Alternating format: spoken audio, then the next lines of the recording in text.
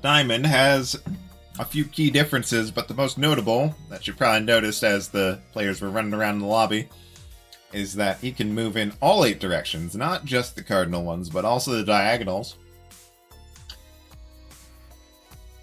And that allows for some really sneaky maneuvers.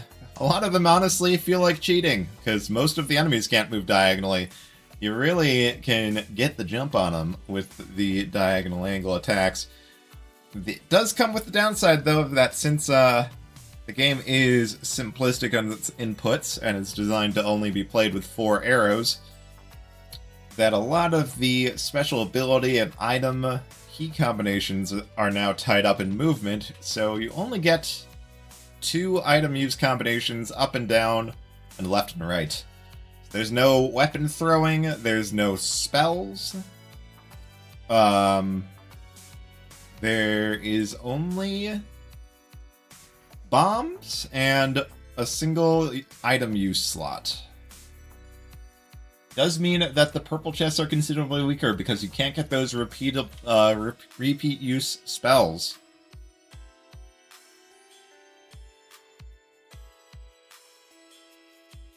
Lakehope going for this Shriner fight. It's being a little sketchy. Looks like it's kinda under control at this point, though. But not without its costs. Taking a 2-heart stomp from the green dragon. Ribbongraph, on the other hand, going to farm up 50 gold and take the miner's cap from the Shrine of Space, given this move dig, which is quite powerful for speed. I feel like it's not quite as good on Diamond, because it still only digs in the cardinal directions, and that can create some nasty situations, some nasty setups on diagonal movements. That is an Electric Dagger. What a crazy find. Electric Dagger is a very powerful weapon, one of the best ones for Diamond. One of the best ones in the game in general, honestly. Just excellent crowd control, solid damage on the base swing. It just does so much. It does so much. And when you get to the end game, when you get to Zone 5, standing on the wire going to give you infinite damage attacks and 2 damage chain lightning effects. It's so powerful. Where is Ribbongraph going?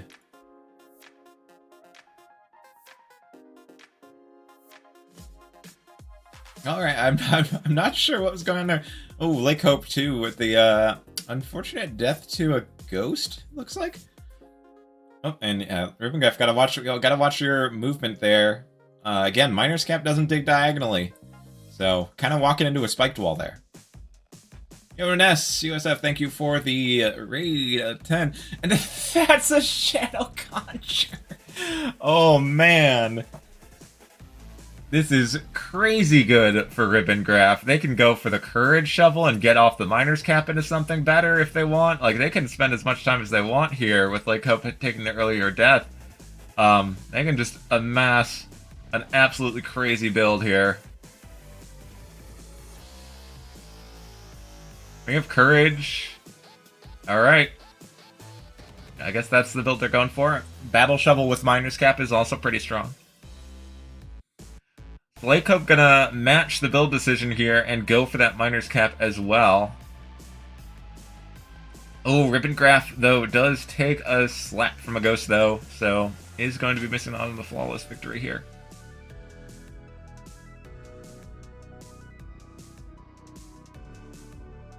And here we are, starting Zone 2.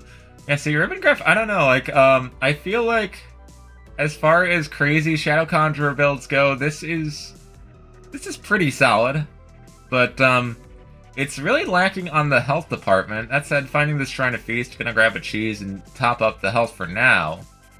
Ooh, Lakehope going down. Lakehope kinda, I think, struggling a little bit to shift the shift gears appropriately. You know, coming off the Cadence run. You really gotta play Diamond with a very different mindset. And Ribbongraph gonna go for the Freddy kill here. Breaking the wooden shield, but does have the heavy plate now for a little more defense. But again, Does not have any sort of persistent health regeneration, so needs to be on the lookout for food, needs to not be too reckless here.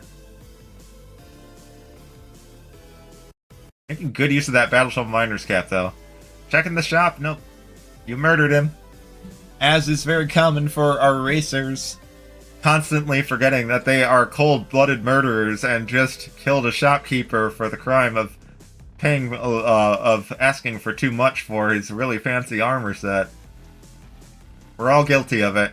Don't you try and deny it. Ribbongraph, interesting, going with the blood drum over the holy water there. Interesting decision. I don't think I really like it here. I don't know how much value that blood drum is going to grant here. It's not as valuable as it is on Cadence, since there is no Necrodancer fight at the end. No need to stage dig. So, I feel like the extra health at this point with such a huge distance advantage is more valuable here, just to make sure you survive. But you know what else helps you survive? A potion. I do like the push off of Miner's Cap into Monocle. That is going to let you find these pieces of food, like this ham on the right, a little more easily. Lead Boots is really nice with this Ring of Courage as well. Just going to be able to ignore all of the Ice Slide potential. Ribbongraph just going to eat the ham, not going to take it with. And we're on to the Coral Rift fight.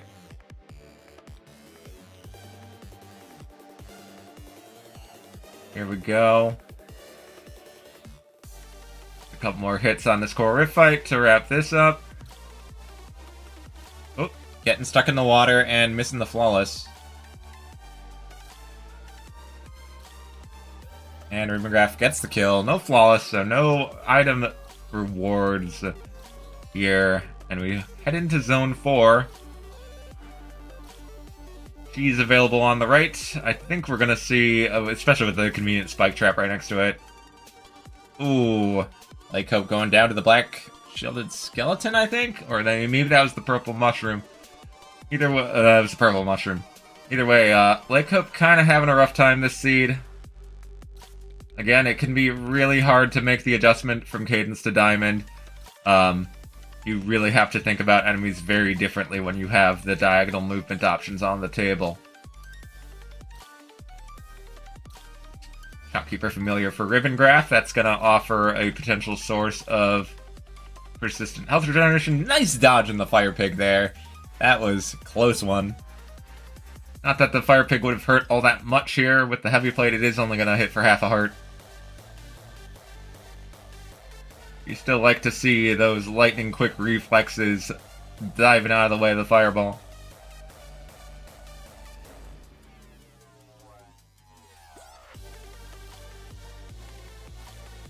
Alright, coming in the 4-3 exit area.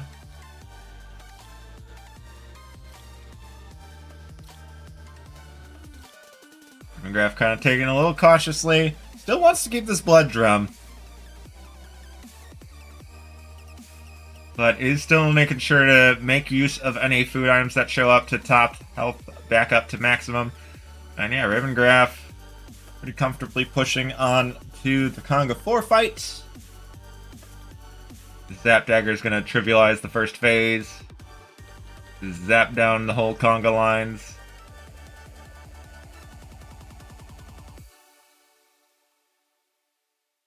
And we're even going to pivot off of the Courage into Ring of Regen. I think I like that here. You're pushing for PBs, absolutely you want Ring of Courage, but when you're pushing for a win against an opponent who is 3 zones behind you, just take the thing that's going to keep your health high. Yep. Using the wire there to get the infinite damage strike on the Lightning Dagger. And one-shot that Minotaur. Ribbongraph taking a few hits here. Once again checking the shop. Nope, he's still dead. The Necrodancer has the power to bring things back to life, but he doesn't seem to bother with it for Freddy.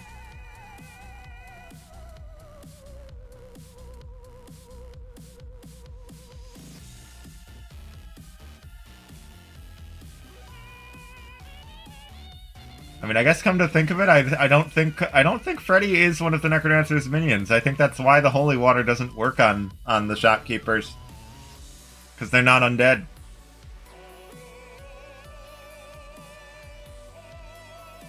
Gonna take these freeze tomes. That for sure is gonna provide a completely trivialized final boss here as we head down the stairs.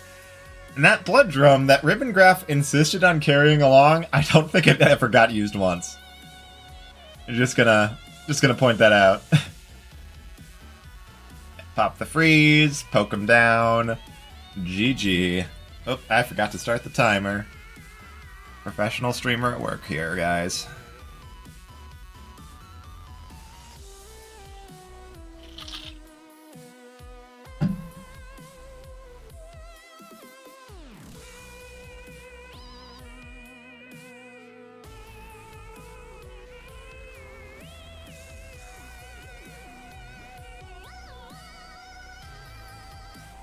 Yeah, Ribbongraph taking game 1. I'll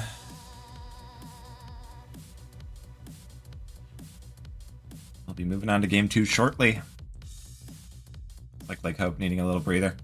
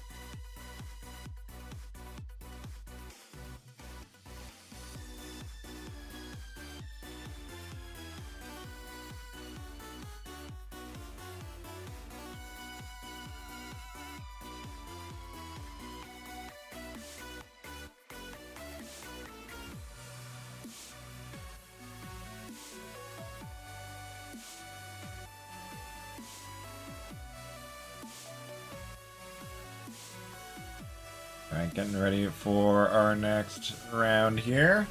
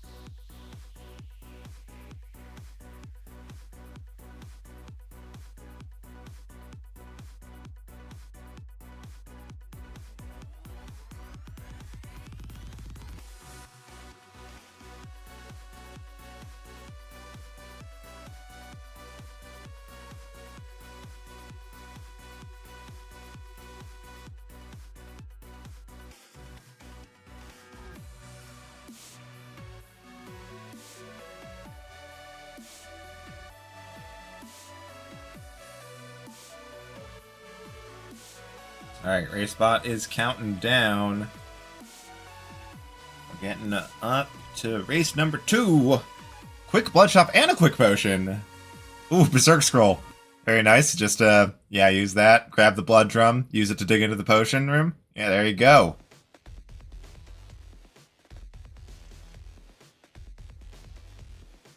Or you can just use the additional bomb that's apparently lurking out right below the potion room.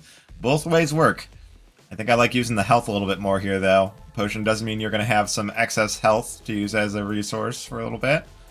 And the one extra bomb can come in handy for some boss kills.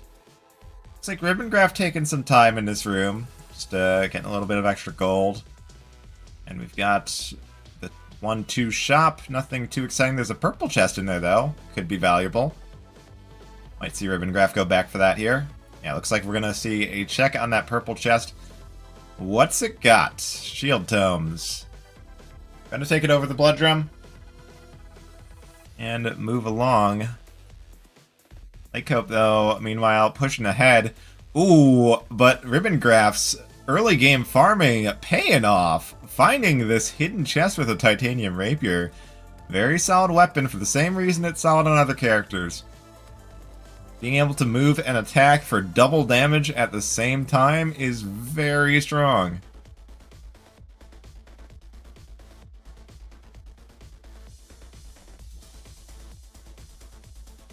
So gonna push over this crate to this spiked wall, and we've got a black chest check from Lakehope. It's an obsidian longsword, very safe, reliable weapon.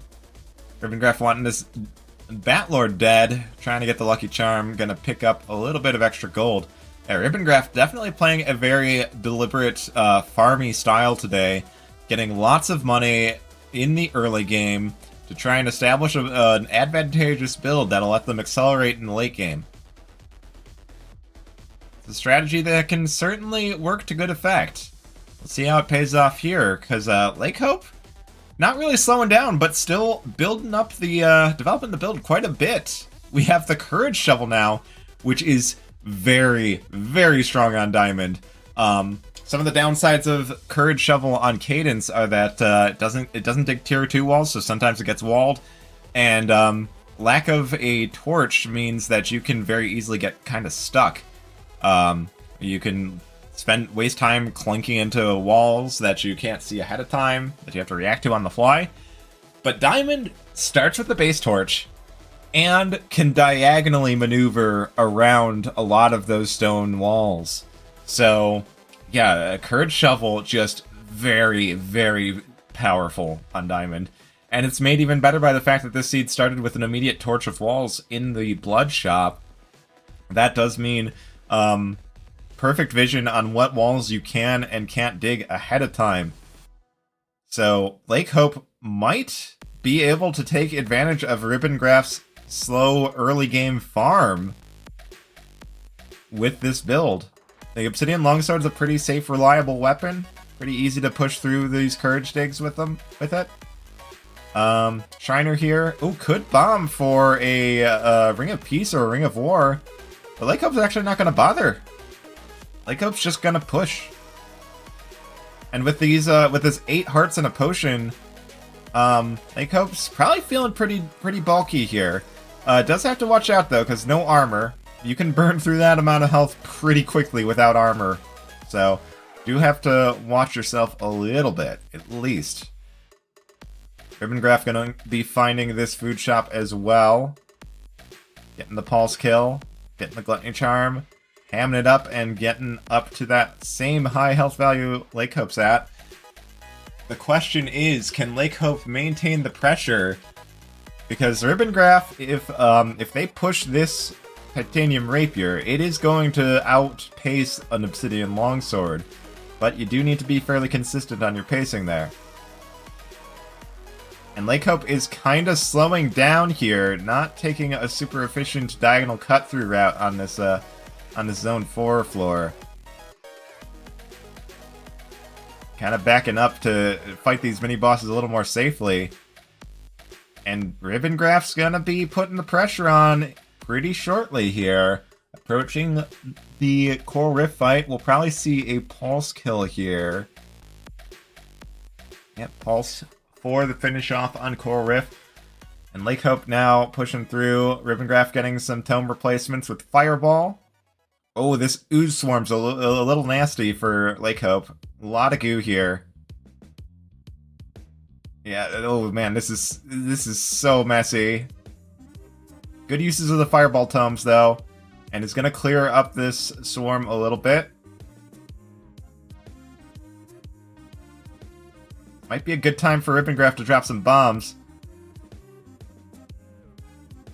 Always like to stress how important it is to use your bombs effectively. They're more than just tools for bombing out the Necrodancer stage on Cadence or getting quick kill setups on your boss fights.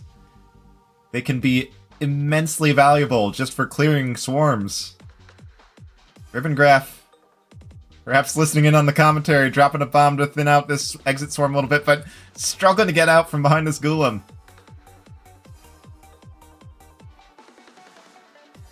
And Lakehope taking out the Deep Blues King, going corner to corner. I see with Diamond, unlike with Cadence, it is worthwhile to chase the King down because you can just diagonally rush across the board to him. It's a lot faster here. Ringer Protection and Potion going down for Ribbongraph. Potion is also down for Lakehope.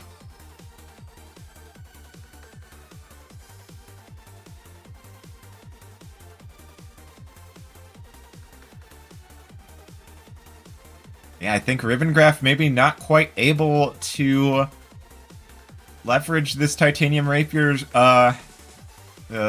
quite strongly enough. But with good movement on these Zone 5 floors, might be able to close the gap a little bit. It's a 1-floor gap. And making good on these diagonal scoots. I think both players, though, playing a little hard to avoid damage in a situation where it's time to push. You just gotta use that health as a resource.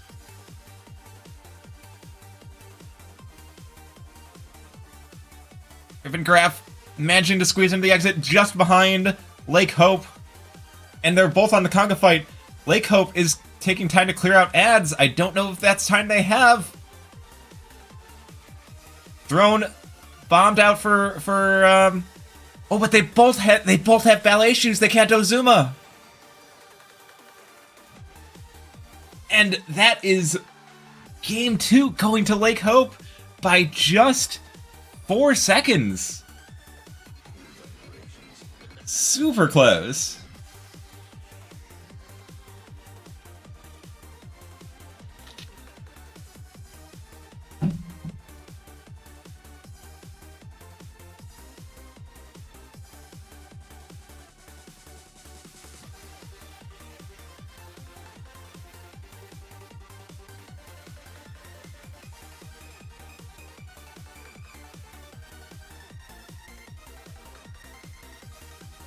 Yeah, ballet shoes were the difference maker, like, would have been the difference maker if one of them didn't have it there. Because the ballet shoes would enable the Ozuma strat, where you intentionally anger King Konga off the throne and take advantage of the bomb's internal left to right processing order to destroy the throne and then hit Konga in the same blast to get an early 4 damage off. It would have saved a hit. Would have saved both racers a chase around the arena to deal the killing blow. And I think would have been the difference maker.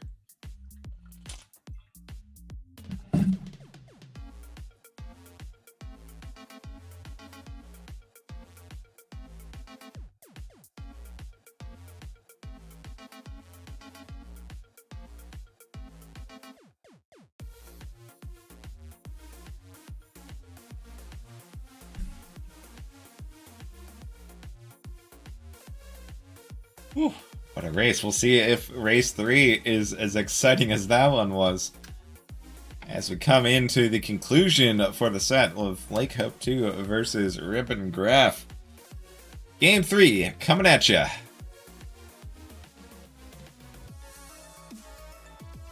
And here we are.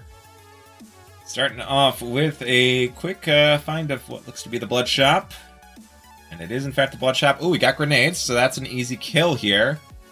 And an easy access into that super secret shop lurking behind. its sunglasses for an early +1 damage. Ribbongraph with kind of an unfortunate kill position here, though. Not going to be able to take both the grenades and the luminous torch. But we'll take the gold harp. Very solid take here with the +1 damage. A 2 damage harp is very strong on diamond. And there's some cookies. And Ribbongraph going to take the cookie stack here as we head down to 1-2. Lakehope with a little bit different of kill position, able to walk away with the 2 extra grenades, so does have some good options for boss quick kills coming up here. Cracked wall next to the shop. There's a titanium rapier, but again, oh, Ribbongraph, just so unfortunate. You know, not being able to take the grenades with, not going to be able to kill the shop. But we do have a red dragon coming in. Looks like Ribbongraph going to lead the red dragon up to the shop and get him spooked out so that he can grab this titanium rapier. We saw last race how strong titanium rapier can be at making up big gaps. And especially with this +1 damage, it's going to be a 3 damage base attack that does give it the ability to break crates. To find more build, you can get food, you can get obsidian armor, ballet shoes that ruin your Ozuma strats. You know, the possibilities are endless.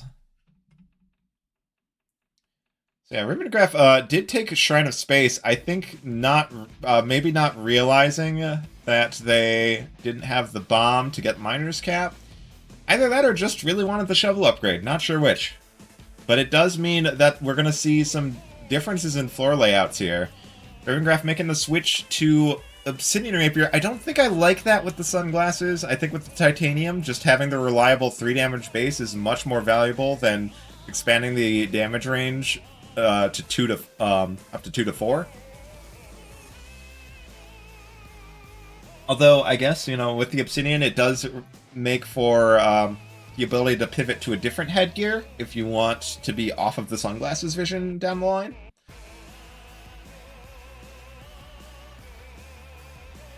Obsidian lunge though, but the titanium rapier lunge does 5 damage, which one-shots every mini-boss except for dragons. It's the obsidian lunge damage does not really bring a lot of value to the table here. Like, the key damage thresholds you want to look at when you're trying to assemble a build, you want to try and make 3 damage, you want to try and make 5 damage, and that's about it. If you're on Cadence, you can try and make 10 damage for Dead Ringer, but that's generally just kind of a little bonus, not something you really actively aim for. Earth Tomes for both racers here. Lakehope currently holding the lead. 3 damage longsword, and does have that Shovel of Courage that Ribbongraph missed. Shovel of Courage, as we've already established, very strong item in Diamond. Strong item in general, honestly, but Diamond in particular is a very good recipient of it. Just able to scoot through walls really quickly. You can do it diagonally and leave enemies no way to follow you. It's so strong.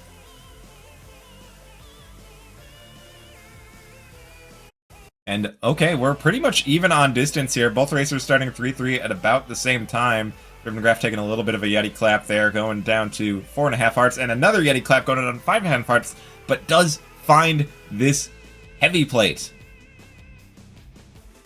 And that's going to be some much desired tankiness for the endgame here, where if you're playing this Zone 4 efficiently, you get really, really scary swarms.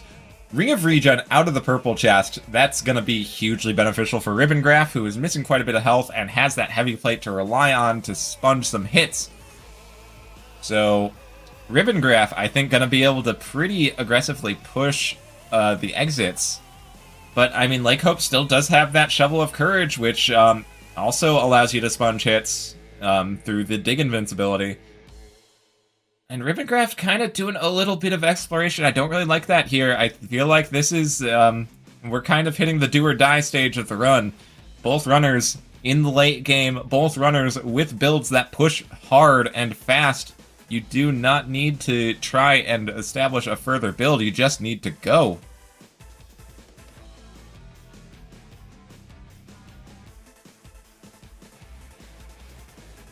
And there we go, 4-3 for Ribbongraph, shortly behind Lakehope, who is maintaining the lead for now, making excellent use of these courage digs, just corralling this swarm of harpies around, and manages to spiral in to the exit room. So much action going on here. Ooh, Ribbongraph's Nightmare kind of getting stuck on the enemy swarm here. Does manage to get out, though. Good use of the bomb to thin the swarm a bit. An excellent use of resources from Ribbongraph, and Ribbongraph is going to reach the Deep Blues fight. Ribbongraph does have multiple means of one-shotting this. We've got Rapier Lunges, we've got Earth Spells. Oh, but Ribbongraph taking the wrong approach on this Deep Blues, getting hit multiple times, dropping the multiplier, and not getting the one-shot lunge, meaning that they are going to remain behind Lakehope for the moment, and Lakehope is pushing aggressively, finds a really fast trapdoor in 5-2, goes down to 5-3. Nice kill on the dragon there, but Ribbongraph gonna find that same trapdoor and just gonna earth kill.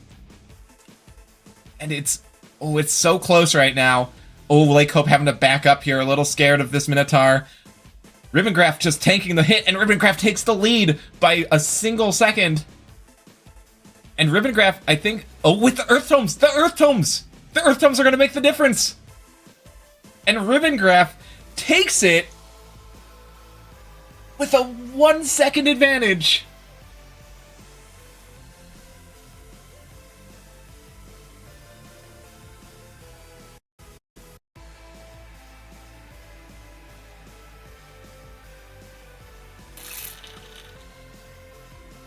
See, folks, this is why I love Diamond races. This is why Diamond should be the future of Necrodancer racing.